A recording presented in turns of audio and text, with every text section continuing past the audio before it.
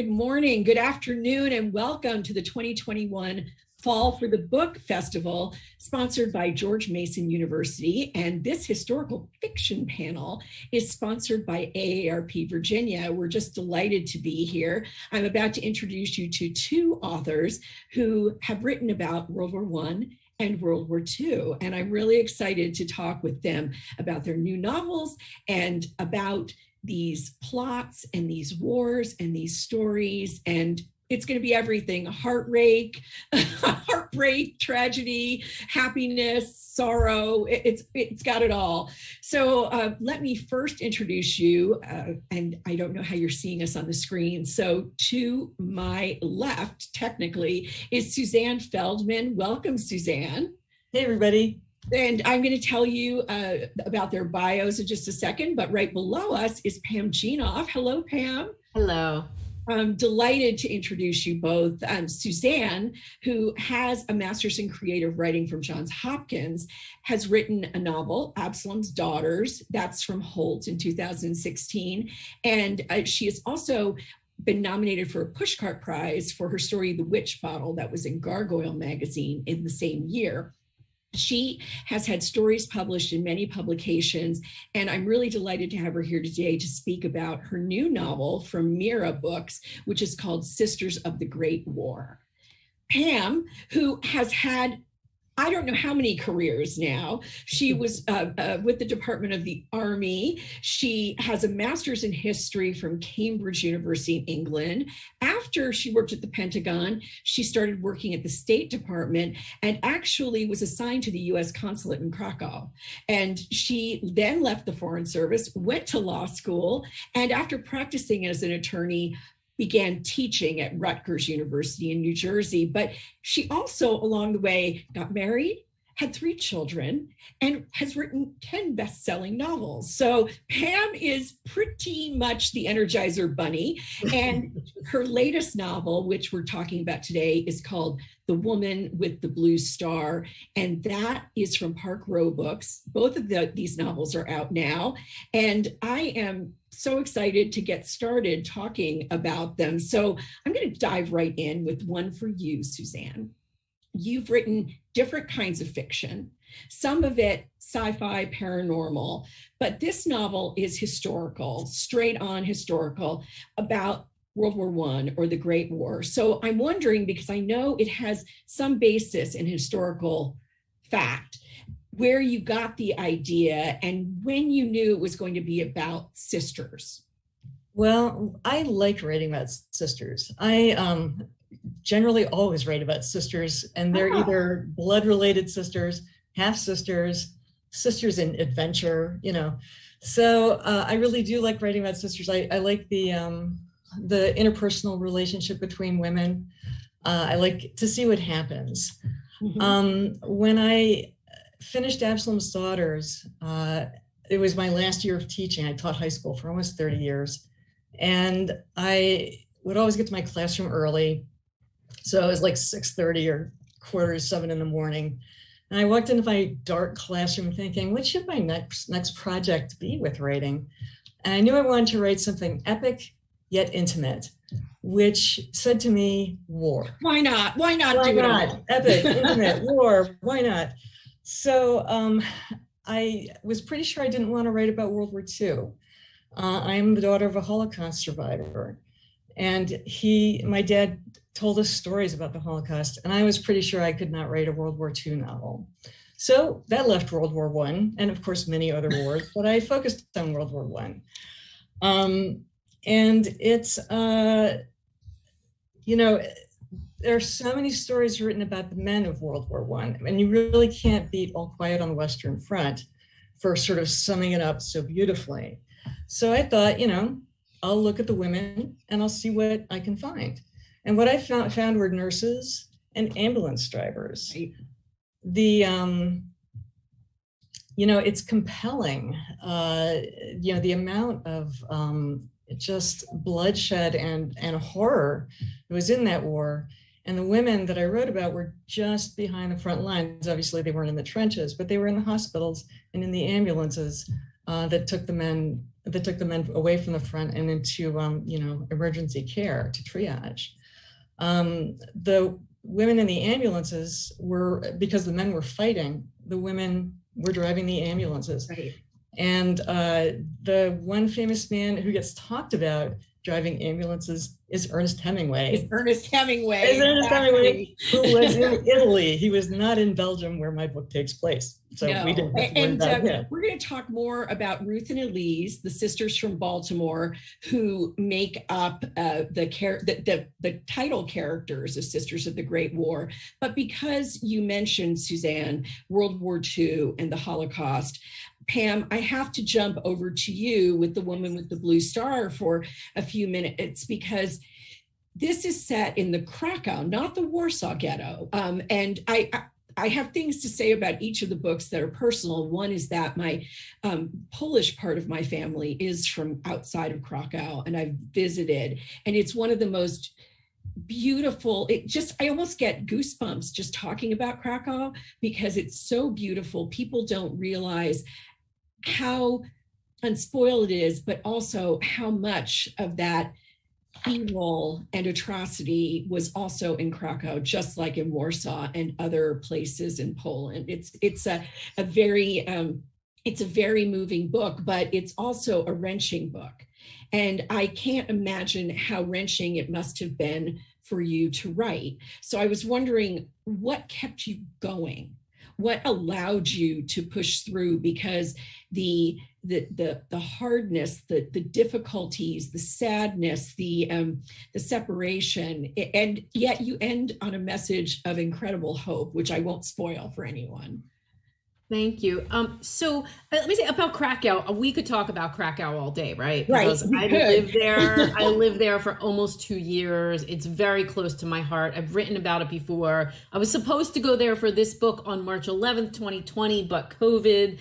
So there's much to be said about Krakow. So for me, Krakow's the love, right? Krakow's the heart. Yes. The hard part about this book is, of course, the sewer. Yes. My characters are, one of my main characters is hiding in a sewer, not hiding on her way out of town, but hiding in that sewer for more than a year. More than a year, with her pregnant mother and with another family, and they managed to stay hidden. Yes. And so when I look for true historical inspiration for a novel, I'm always looking for the gasp, like the aha moment that will make me gasp after 25 years of working with the war. Because if I feel that way, I'm hopeful readers will feel the same way. And so the sewer was the gasp. When I heard about these people in real life, it happened in Lviv, not Krakow in real life, but this really happened. And so I wanted to know, who were these people and how did they survive and what were their lives like and who had helped them? And I had all of these questions, but I did have to stop myself and say, do I want to spend a year with the sewer? Much like when I wrote The Orphan's Tale, I had to say, do I really want to spend a year with the circus? You're always asking yourself, can I stay with that period? Exactly. And this is a question now for both of you, and you can jump in as you're prepared to. Here's the thing, you're writing about tough stuff. You're writing about wars. You're writing about families that endure separation. You're writing about people who are seeing things they've never seen before. What do we get from historical fiction that we can't get from other kinds of reading material, especially nonfiction, because there's plenty of nonfiction about both wars, but I think novels do something else. Suzanne, do you want to go? Sure. I think that historical novels, by their very nature, give you a different look at history, and for people who, perhaps didn't pay attention in history class, they offer, a wonderful way to learn. I really feel like the best historical novels are ones that you do learn from, that you do get involved with, that you do, obviously connect with the characters. But, there's a lot of history that will never make it into a textbook or into a classroom that people discovered on their own and have decided to write about. Pam? I agree. And for me, it's two things. One is that, I grew up with the broad brush strokes of history, the black and white history we learned in school. Then I went and lived in Poland and I found everything more nuanced. And so I want to show those shades of gray. And I want to show that history is made up of thousands of individual decisions. You know, what makes a sewer worker help and someone else collaborate? And I want my readers to say, what would I have done in those circumstances? Mm-hmm. And the other value of historical fiction, particularly today, I have these characters who through normal events would have walked a very set path, but because of war or catastrophe, they're thrown off that path and tested, and they cross paths with people they never would have met. And I believe that in showing the differences and the way that people transcend those differences, if readers can read that and empathize, it removes some of the otherness we're all experiencing right now in our daily lives. I love that, Pam, the transcending difference. I'm thinking of a particular scene in the book, which I don't think is a spoiler, but stop me if you feel like it is, when Sadie is thrown into close quarters with a young man who is Orthodox. Her family is not. Her family is much more secular, Jewish, and she needs his help, and he's not supposed to touch a woman. He hasn't even ever touched his fiancée, back at home, and yet he knows that this is crucial, that he has to transcend his upbringing in order to help her out. And I thought, this is beautiful. This is something where a person is saying, not only do I want to help someone, but I have to cross a line of belief and faith in order to do it. And it really moved me. So thank you for that. I'm going to remember the idea of historical fiction helping us transcend difference. And Suzanne, what you were saying about the stories that don't get told is so important. I'll never forget, not that I don't want to talk about your books, but reading Memoirs of a Geisha for the first time, which is something that's a tremendous historical novel. And I thought, I never would have known anything about this.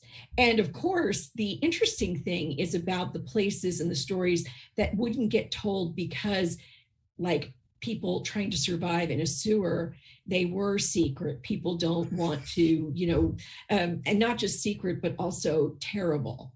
And so there are different reasons, as you mentioned, Suzanne, about your father who survived. And I'm so grateful for his survival.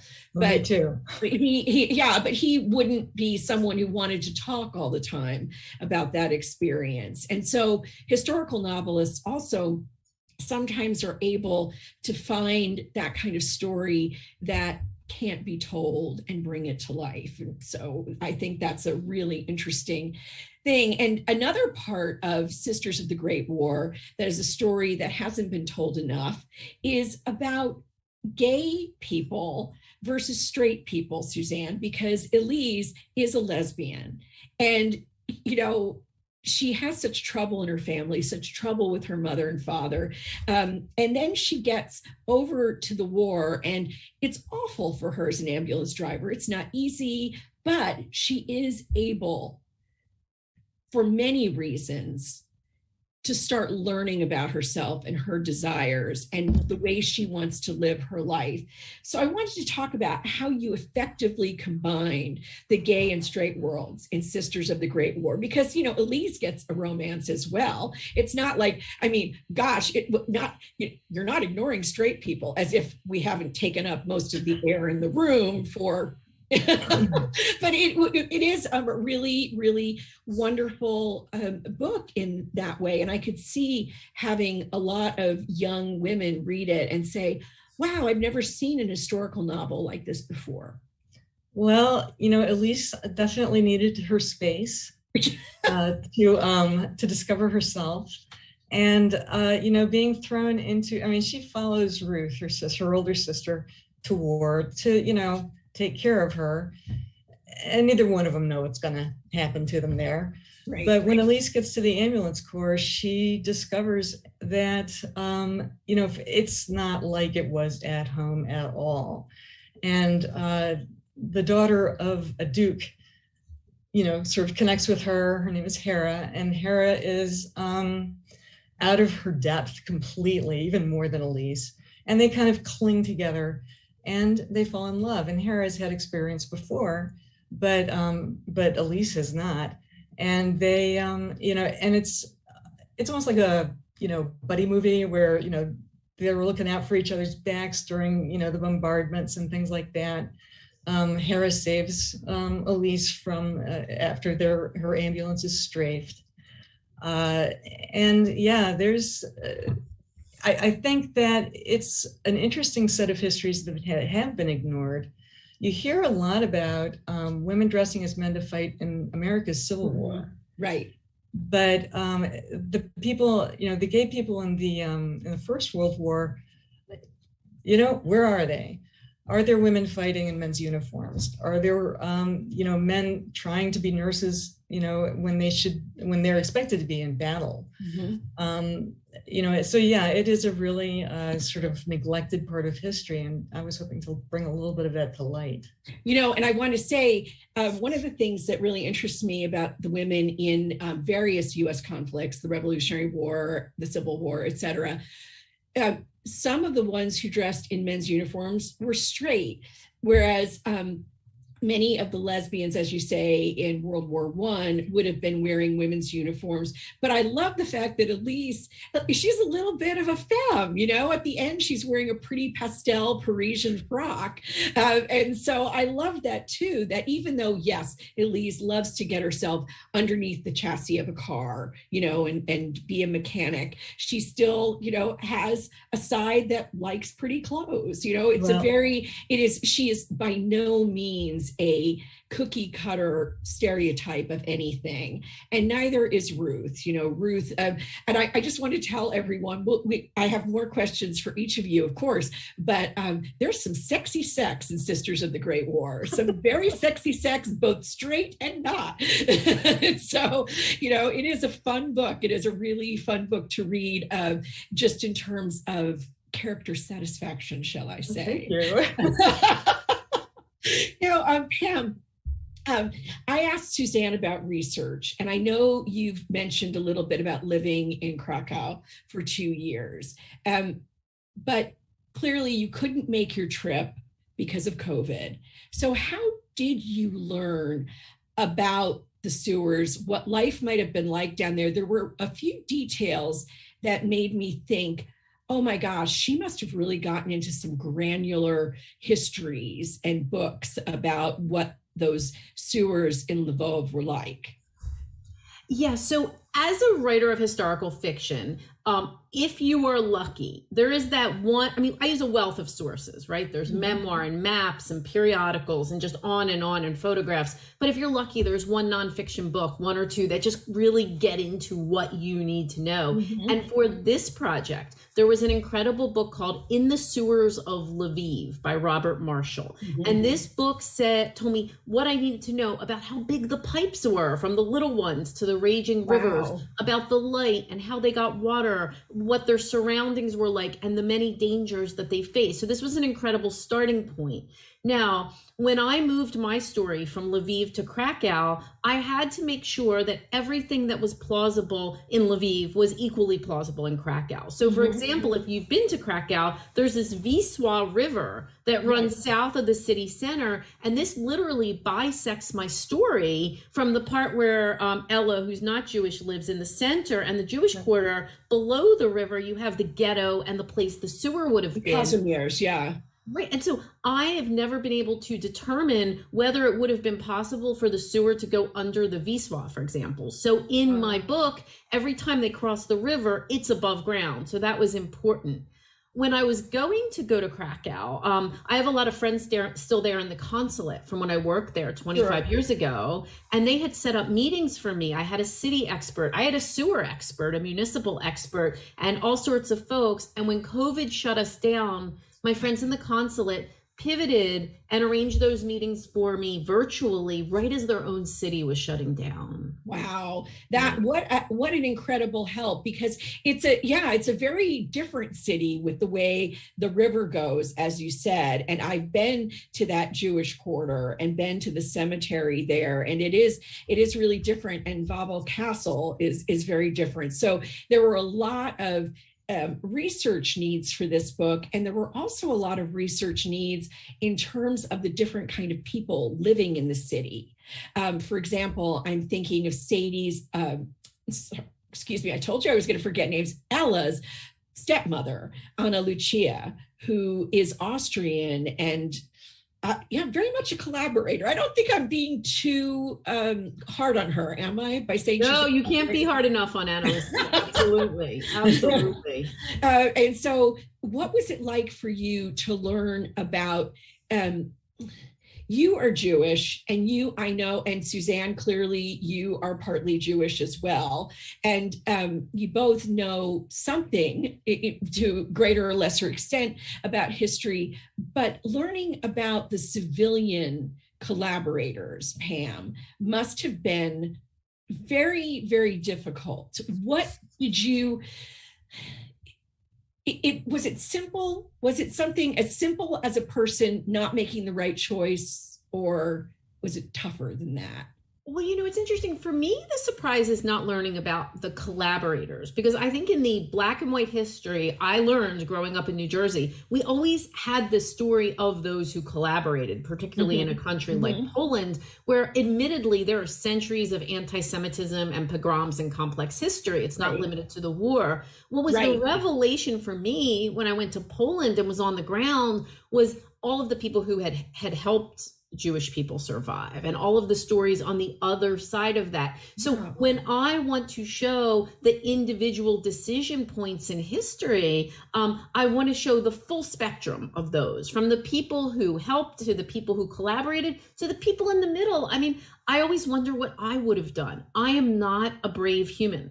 I think that Dorothy should have stayed in Oz because it was easier than fight her way back, right? I'm being honest, I'm not brave. And especially now having children, I don't know that I would have helped the Germans. I don't think I would have, to be clear, but I might have hidden in my basement for 5 years. So I always want to look at the what ifs, whether it was fear, whether it was greed, whether it was some sort of sense of self-protection. What made one person, I mean, you can talk about the stepmother, but let's talk about the sewer worker who had been a thief before the war. Yeah.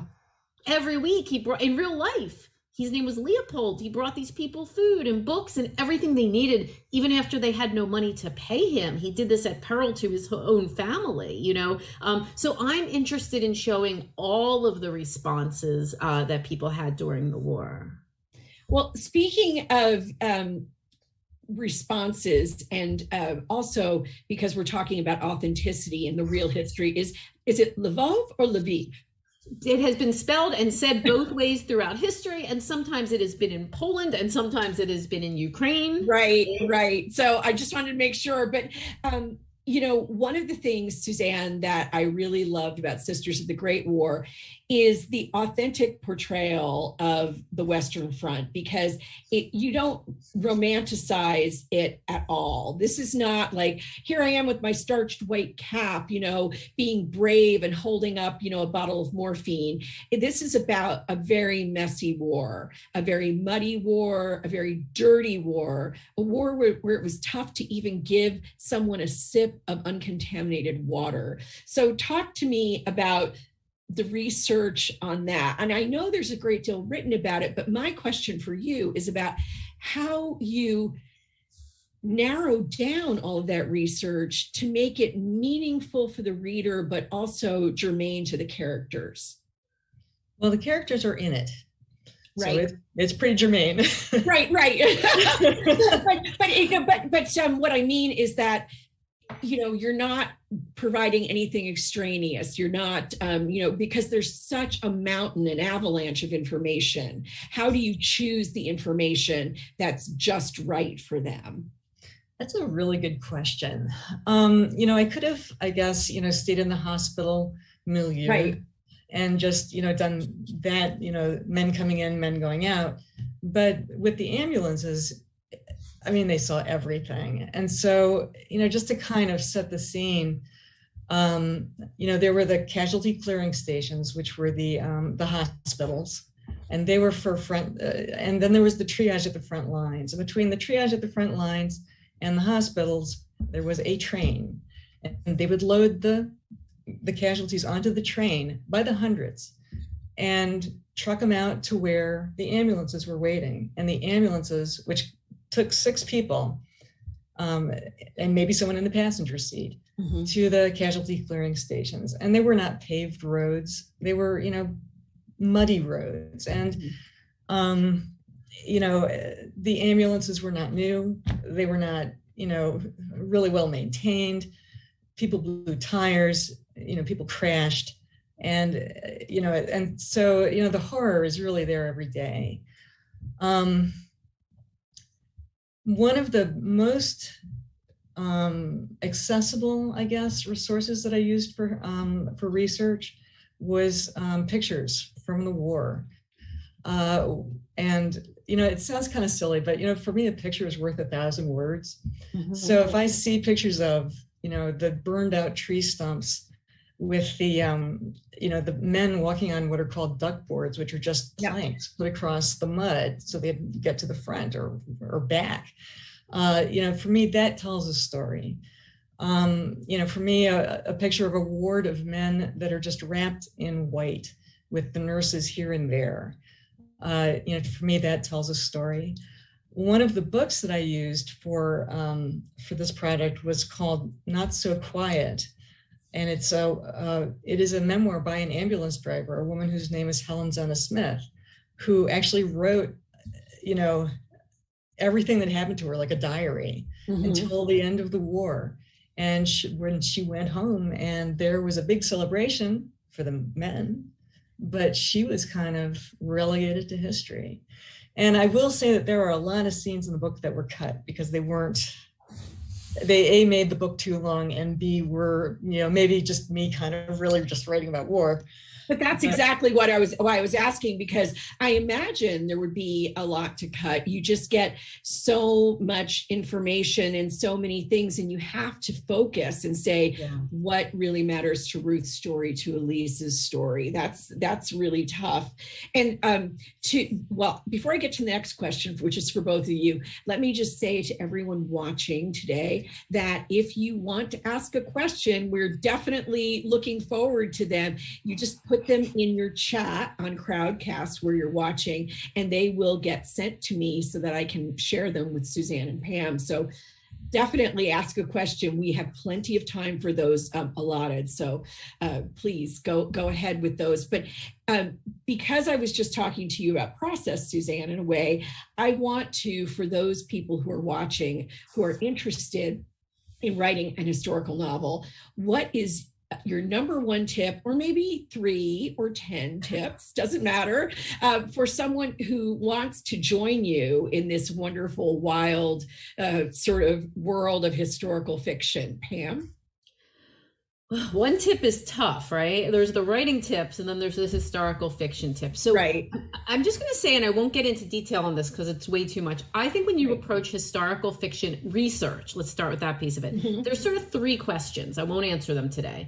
There's the how do you do the research question, not just the sources, but whether you are a contemporaneous researcher, whether you need to research ahead of time, and lots of writers have different views on that. Then there's the question of how to weave the research into a story so that you don't get a big dump of historical material just because I thought it was interesting and then it stops the story. So that's a problem.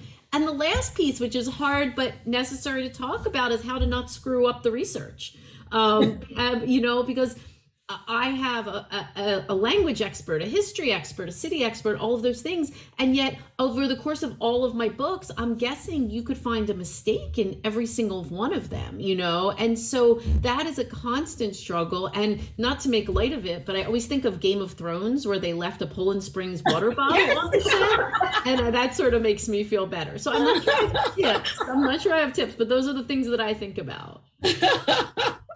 That was an amazing moment when they did that. Thank goodness. Oh my goodness. How about you, Suzanne? I know we were just talking about research, but so do you have tips that are not research related?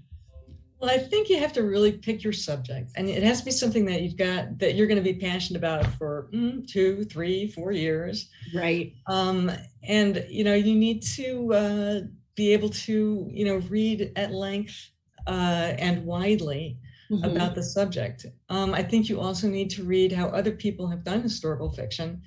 There are some excellent examples out there. Pam is, of course, one of them.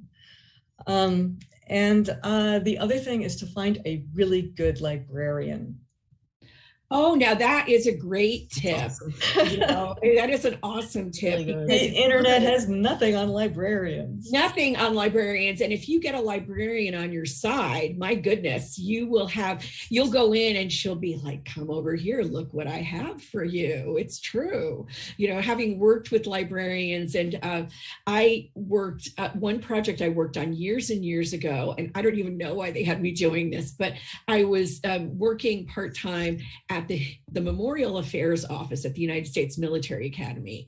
And they wanted me to remap the West Point Cemetery, not as an historian, but just, get all of the data, because people were just starting to do word processing. So I was supposed to get data in, and there was the most amazing librarian there. Her name was Marie Capps, and she had done the last version of this, but I needed to do it.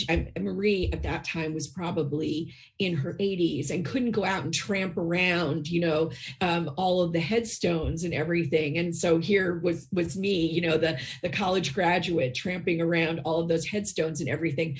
And the thing that I wanted to say about that is, without her help, I couldn't have done it, because she already had so much in her head. And that happened for me to be about one particular subject, but librarians don't need to have it all in their head. They're just amazing. So I'm sorry, I'm going on a little bit about librarians. I'll get back to your books. So Pam, what did you learn about World War II? Because we've been talking about librarians and research that you never knew before. For this book or over the course of my books? Let's say for this book. Well, each book illuminates a piece of the war that I've just never seen before. And it goes to the aha moment. The Orphan's Tale, I had the circus, for example, that German circus sheltered Jews. And for this book, The Sewer clearly was a story that I had never heard before, that I wanted to bring to light. I had also never spent time with Ukraine in the war. So I've done a lot with Poland, but at the point when this was happening, with the border right there, there's a lot of involvement of Ukrainian troops. The fact that Lviv actually passed back and forth from Ukraine, from Russian/Ukrainian to German hands multiple times. And each time that meant kind of a sea change for the local residents, Jewish and non-Jewish. So that was very interesting. I will say honestly that after working with very extreme parts of the war for 25 years, I found Ukraine really hard to stomach for the brutality. It was almost like a whole new level for me, which is, again, not to lump people there in a monolith, because I believe in individualized responses, but it was very shocking. I just read a wonderful novel by the Estonian-Finnish author Sophie Oksanen called Dog Park. And Dog Park is more present day. It's about the fertility industry and how that works in both Russia and Ukraine. But some of it went back a little further, and it's heartbreaking. It's almost inhuman what you have to learn about. But back to our group and the present talk, we have an audience question that I think is perfect right now for you, Suzanne. I'm not sure who this is from, so thank you for asking the question, audience member. What was the social background of the women who went to Europe to do these jobs during World War I?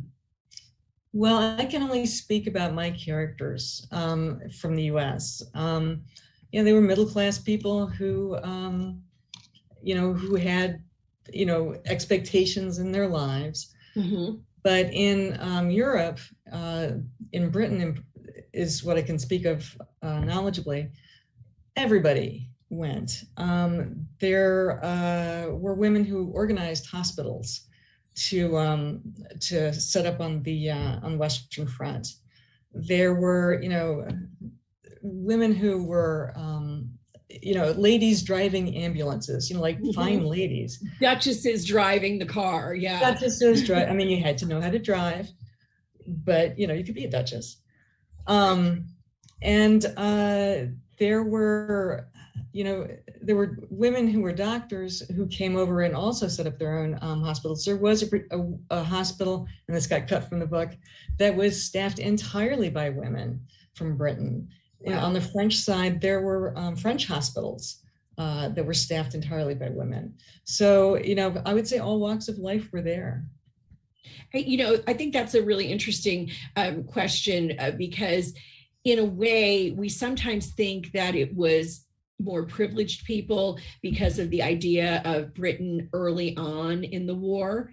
But I do think that by the time the US entered, it wasn't just the US upper class. Although I will say another personal anecdote, I went to Smith College, and at Smith College, there's a set of iron gates called the Grecourt gates that were given to the college by the town of Grecourt, France, in thanks for all of the work that Smith students did during World War I. And so when I went, and this is going to show my age, but oh well, my grants were sponsored by the class of 1919, and wow. They had all been involved as ambulance drivers, nurses. So many of them were involved. And the reason I mention this is because I had a correspondence with one of the women who was still living, and she would tell me about, what they did. And she had this army boyfriend, and I mean, talk about, I know, actually, I believe there's just an historical novel by Lauren Willig or someone else just wrote about Smith. Lauren Willig, Band of Sisters. Band of Sisters, thank you. Right. Yes, exactly. So I wish I'd written that one. But anyway, back to you, Pam. And this is, speaking of amazing women, you have had, as I mentioned when I read your bio, 4 careers, maybe 5. I'm not sure. It's hard to count them all. And yet I'm sure each one has built on the other. And I know that in writing your novels, is it 10 or 12 now that you 11, you're right in the zone there. That was awesome. So tell me how, not so much how you do it. I'm not trying to make this into a women's magazine article, but tell me about how everything you've done sort of folds into your career as a novelist, as someone who does historical writing. Oh, goodness. I wish I could tell you there had been some master plan at the beginning of this. I heard, I'm going to get her name wrong, Sarah Weddington speak, and she was one of the lawyers from Roe v. Wade. And she used this phrase I'll never forget. She said, life is a series of course corrections, almost like a missile, right? In those moves you make. So, I could go back to childhood, but let's not. I was an international affairs major at GW. And then I went to Cambridge and I did a history degree, master's, but it was a research degree. So I spent 2 years working on a thesis. So that gave me a lot of confidence when I finally sat down to tackle a book. My years in Poland were clearly very formative, but even before then, I spent a year at the Pentagon as the special assistant to the Secretary of the Army, Togo West. And I traveled the world with him because it was the 50th anniversary of World War II that year. So we went to Bastogne, and we went to Corregidor in the Philippines, and we went to a tiny cabin in the mountains of Slovakia that inspired my novel, The Winter Guest. And so all of those experiences kind of brought together the book. Now, we come forward to the end of State Department. I'm one of those little kids who always wanted to be a writer, but did I write a book? No, I did not. I went to law school. I know. So I graduated from law school after the State Department, and I began practicing at a big law firm in Philadelphia on September 4th, 2001. And 1 week later, 9/11 happened. Wow. And I had this moment, this mortality moment of I've never gotten to my deep dream of writing the novel. So I started when I was at the firm, I had to write those books from 5 to 7 in the morning because I was still at the firm. But I will say, even being an attorney, there's a lot of synergy with my writing. Being an attorney taught me how to revise. That's what that brought to this piece. So when you're an attorney, especially like a baby attorney, junior attorney, people are like marking up your work and they don't give you solutions. They give you problems to fix. And that's what that's what an editor does. I am going to share that with my Pentagon employed attorney husband. Yes. Telling he can revise a book. Yes. So all of these experiences have combined quite messily into this life where I write and I teach and I mom and sort of patch it all together. Yes. And I love too, not only how this is all built together, but how different lives can be as novelists. Suzanne, as you said earlier, you were an English teacher for 30 years. And sometimes I was an art teacher. Oh, art. I'm sorry. I heard high school and I just, how assuming things. Sorry. But anyway, what I meant to say is sometimes you write along the way, sometimes you write afterwards. Sometimes things build on each other, overlapping in an overlapping way, and sometimes they don't. So I really love getting these perspectives. And back to you, Suzanne. Do you plan to continue with Ruth's and Elise's stories? Is there anything you can share about that? I will tell everyone that, spoiler alert, World War I ends. They go home. The Germans lose. And, oh no! Oh my God! Sorry, everybody. And life goes on for them. So I don't really see a book about them in the future, but I would be glad to tell you what I'm working on right now. Oh, that'd be fantastic. And I'm going to ask you the same, Pam, so get ready, but we'll have another audience question first, but keep going, Suzanne, with what you're working on now. So I'm working on a book about, it takes place in the historical period of 1975. Oh yeah, because, it's like history now. And it's about, and it's about two girls in art college who are striving in a man's world to get gallery space and fame. Excellent. That is going to be really great. As you said, sadly, we're talking almost 50 years ago now. I know. Scary. And let me go to the next audience question, because I have so many more for both of you. And I know we're getting down to our last, quarter here. Regarding research, asked the audience member, and thank you for your question. Have you ever reached a point where you think no more research because you have been on a project so long? If so, how do you know when is enough? Whichever one of you wants to take that. I'll go first. Okay. When you've done enough is when you can operate consciously in that world, I think. When you don't have to stop in the middle of a sentence and Google something for half an hour, then you're okay. So many books die a death by research. And so I think you really have to know, now it's time for me to put myself into that story, as the author, as the director. I know enough, I think. Yeah, and you'll know because you'll stop in the middle of a sentence and go Google something for half an hour if you're not ready.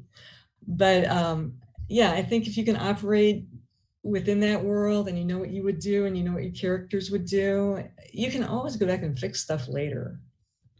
Well, that's a really good question. And Pam, I'm going to ask you to take over, but then I know we're very close to the end, so I want to make sure I give you time to talk about your next book, if you can tell us anything. So I can. So I will answer the question first, and then I'll slot in a sentence about my next book.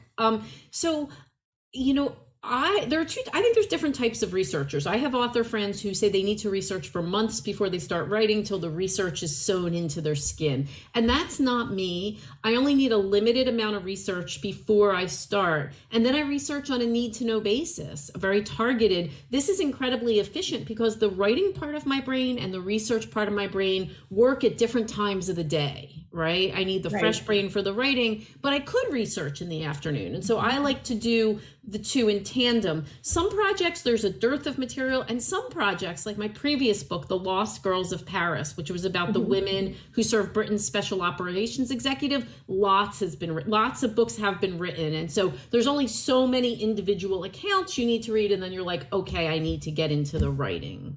That's how I sometimes I'm sure that feels like, darn it, I finished the research, I have to write now. Exactly. I'm sure it does. I am trying to find out, do we have until 1 p.m. or are we ending right now? Looking in the chat for an answer to that. I am trying to figure out. Very diligent. Yeah, what we need to do. And so I'm not sure of that. So if someone out there can tell me if we get to keep talking for 15 minutes or not. While we're waiting for an answer on that, I'll tell you what I'm working on. Is that okay? Yes. Perfect. All right. So my next book, they're all inspired by true events. And my next book was inspired by a true story of the only known sabotage of a train headed for Auschwitz. So there was a train going from Belgium to the camps, and there was a sabotage of that train. And my book looks fictitiously at both people on the train and people who sat with the saboteurs. Do you see my eyebrows? They haven't come down yet. You'll be on that first copy list. Oh, I will be on that first copy list. And what I asked you how wrenching this book was to write. I can't even imagine this next one. Pam, that is amazing. But Suzanne, your book sounds so great too. This is absolutely wonderful. I know we have just a couple of minutes left, so I'm going to ask you just to give us some other terrific historical fiction novelists that you like to recommend. And I'll go first. For example, Meg Waite Clayton's The Postmistress of Paris is something I'm going to be recommending to a lot of people in the next few months. An amazing story that I didn't know, also based on reality, about the people who helped Vartan Gregorian rescue so many artists and writers from occupied France. So that's a great one to look forward to. Anything from you, Pam? So about 7 years ago, I was part of an anthology called Grand Central, and it was 10 stories by women historical fiction writers that all passed through the Grand Central on the same day. And I love the other authors who are part of that anthology. So I am talking about Sarah McCoy, Erica Roebuck, Allison Richmond, Christina McMorris, Karen White, Melanie Benjamin, and Jenna Blum, and sort of a whole crew of wonderful historical fiction authors. I'm very excited about Gillian Cantor's new book. I really love Jane Healy. And lest you think I'm mentioning all women, I want to put a plug in for Ron Balson and Andrew Gross, who are also terrific. Fantastic. That's you got a lot of names in there, Suzanne. I'd like to recommend The Lilac Girls, which I thought was very well done with very difficult material. Say the title one more time, because I think you got a little bit lost in there. The Lilac Girls. The Lilac Girls, definitely. That was a really good book. The Alice Network and Girls on the Line. Also the Radium Girls. That's a really good the book. Radium Girls that's nonfiction, right? Isn't it fiction based on fact? I can't remember. I am not sure. I am not sure, but definitely those are all terrific, terrific recommendations. And of course, there is Codename Alice, right? Codename, not Ariel. No. It's Ariel Lahane's book. Yes, exactly. Right? Yes, Codename Helene. Helene, yes, Codename Helene. I was like, I know it sort of rhymes. I'm sorry, Ariel. I'm sorry. So this is just fantastic.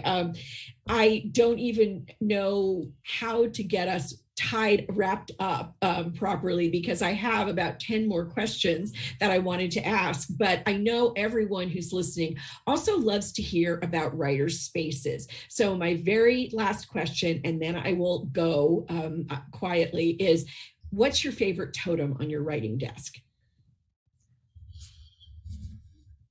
Go ahead, Suzanne.